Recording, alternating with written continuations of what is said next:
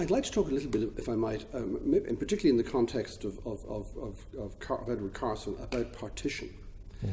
Because at an early stage in the moves towards Home Rule, the notion of some sort of separate arrangement for what became the Northern Ireland was beginning to develop.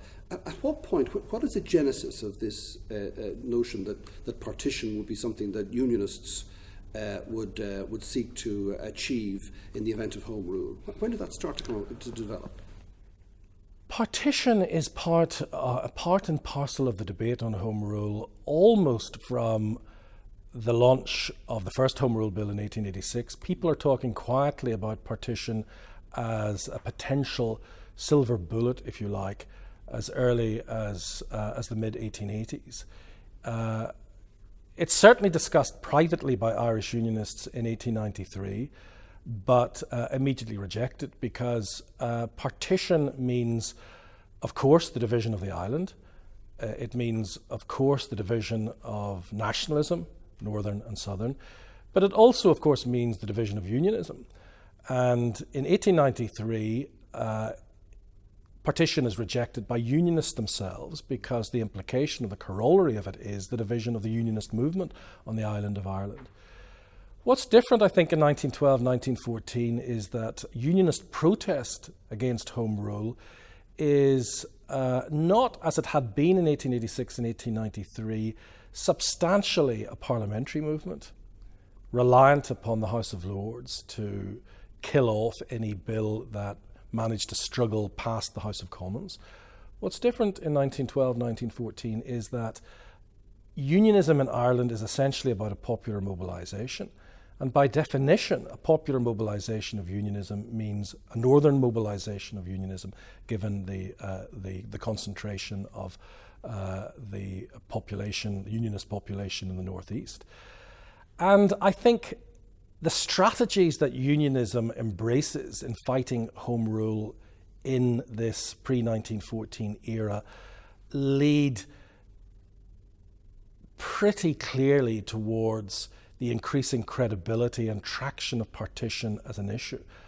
Carson moves from being an all-Ireland unionist when he assumes the leadership of Irish unionism in 1910. He's emphatically an all-Ireland unionist at this point, and indeed had been so throughout all of his earlier career. But with, as I say, this popular northern mobilisation in the period, even he is beginning to recognise that the only success that unionism in Ireland can achieve is through some kind of partitionist initiative. And by 1913, he's moving away from talking about partition essentially as a tactic, as a game tactic, towards looking at it much more seriously as a real potential outcome of the Home Rule crisis. And is there any evidence that he just personally had to struggle with that, given the fact that he was a Southern Unionist, born and brought up in Dublin?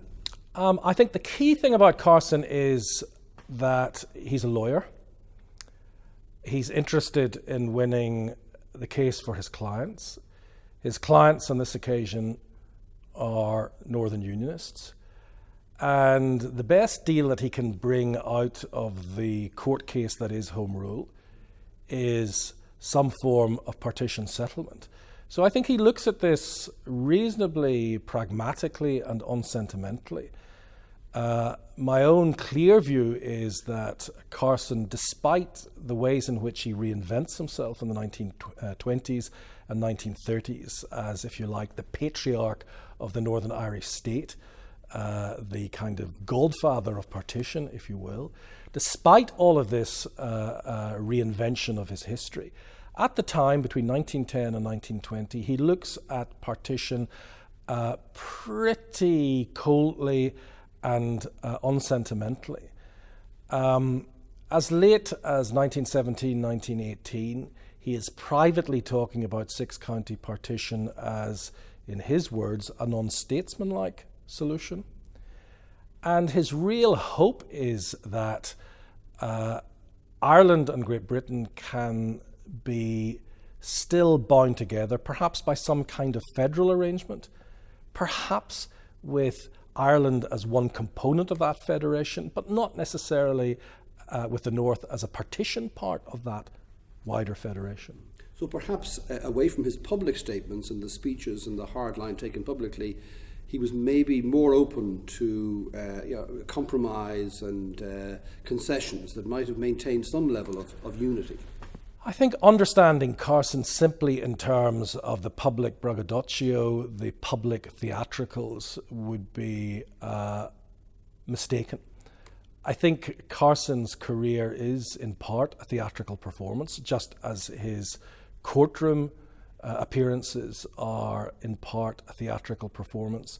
And behind that facade, there's a more complicated politician operating. It's pretty clear, for example, that while on the one hand he is issuing pretty bellicose, pretty belligerent speeches in 1910, 1914 during the Home Rule crisis, it's pretty clear privately from pretty broad swathe of evidence that he's trying to put the brake upon his more militant unionist supporters in the north of Ireland.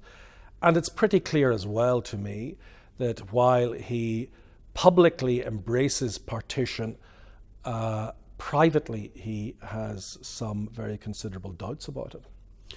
What was Redmond's response at this stage to this looming prospect of Home Rule, but Home Rule with partition? I mean, there had been the crisis in 1912, so it was very clear what was happening politically on the ground in the north of Ireland. How was Redmond responding to that? I think one of the central motifs of John Redmond's career is the issue of unity.